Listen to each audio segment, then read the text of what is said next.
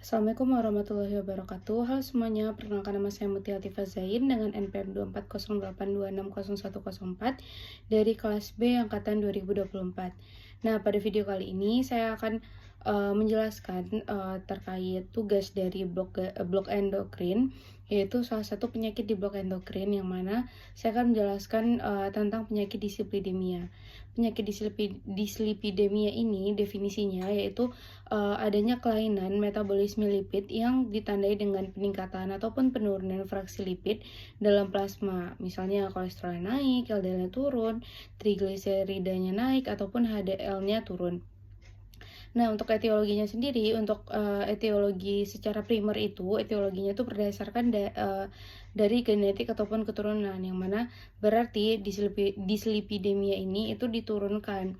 Terus untuk yang etiologi kedua itu etiologi sekunder, itu biasanya datang dari gaya hidup yang buruk, adanya penyakit diabetes ataupun hipertiroid ataupun obesitas.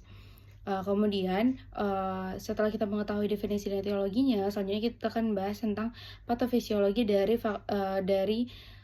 dislipidemia ini. Patofisiologinya itu terjadilah penumpukan LDL di dinding arteri.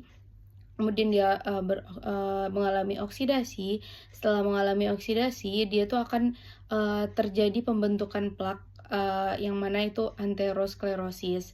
Nah, disitulah terjadinya dislipidemia. Kemudian, apa sih faktor resiko dari dislipidemia ini?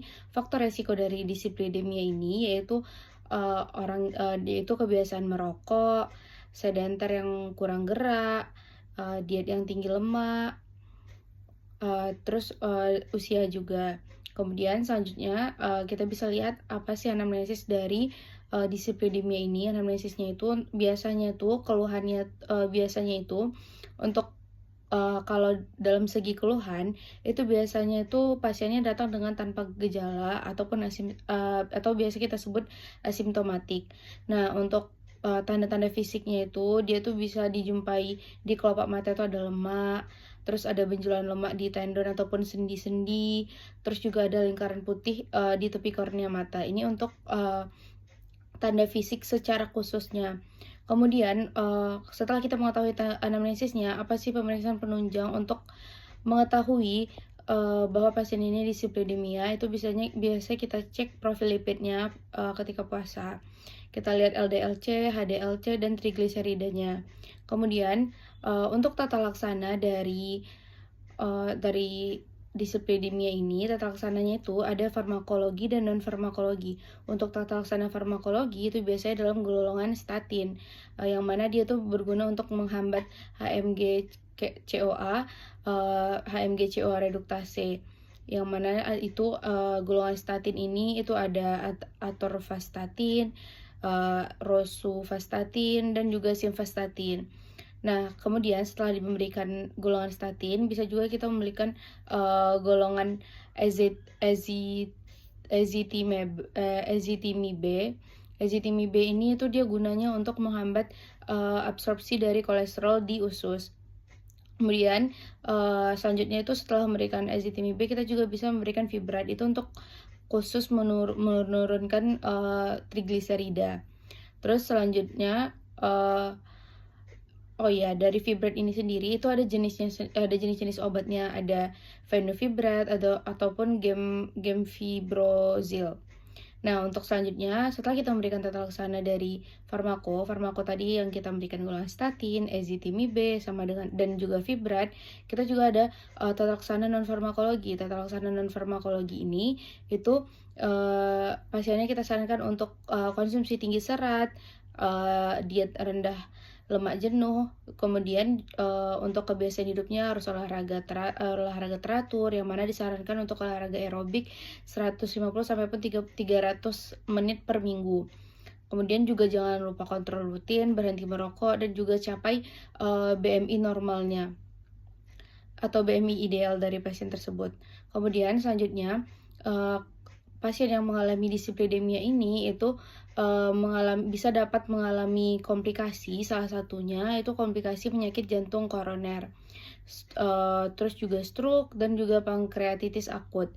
Kemudian untuk prognosis dari prognosisnya. Untuk prognosisnya itu biasanya tuh bonam jika mencapai target LDL, kemudian dia bakal buruk jika terjadi komplikasi di kardiovaskular. Nah, berikut penjelasan saya terkait dislipidemia. Nah, jadi dapat saya kemudian ada referensi yang saya cantumkan, ada 3 referensi.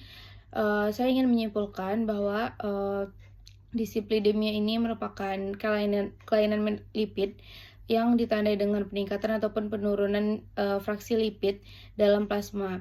Nah, biasanya ini juga disebabkan dari keturunan ataupun dari kebiasaan hidup, yang mana juga bisa dari penyakit bawaan seperti diabetes, hipotiroid ataupun obesitas. Untuk tanda-tandanya tuh, tanda biasanya pasien itu datang dengan tanpa gejala, namun secara spesifik pasiennya tuh ada lemak di sekitar kelopak mata ataupun juga dia ada benjolan lemak di sendi ataupun tendon.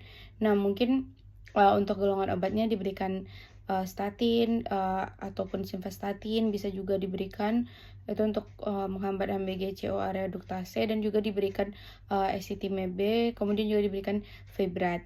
Mungkin dan nanti untuk penyakit ini itu tuh bisa bisa lebih baik jika dia tuh mencapai target LDL. Namun jika dibiarkan itu bisa buruk apabila dia udah sampai kena penyakit kardiovaskular. Mungkin sekian penjelasan dari saya terkait dari penyakit dari dislipidemia. Mohon maaf apabila ada kesalahan. Saya ucapkan terima kasih. Assalamualaikum warahmatullahi wabarakatuh.